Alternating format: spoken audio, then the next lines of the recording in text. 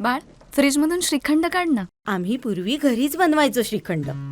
त्याची चवच वेगळी होती. आता काय सगळं रेडीमेड. आजी, हे श्रीखंड खाऊन बघ.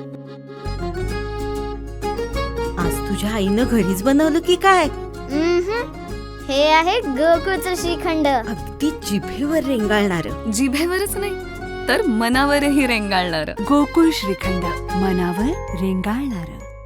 मालवण तालुक्यातील चिंदर नागोचीवाडी येथील श्रीमती जयश्री सीताराम ढवळे यांच्या घरानजीक बिबट्या फिरत असल्यानं ग्रामस्थ भीतीच्या छायेखाली आहेत.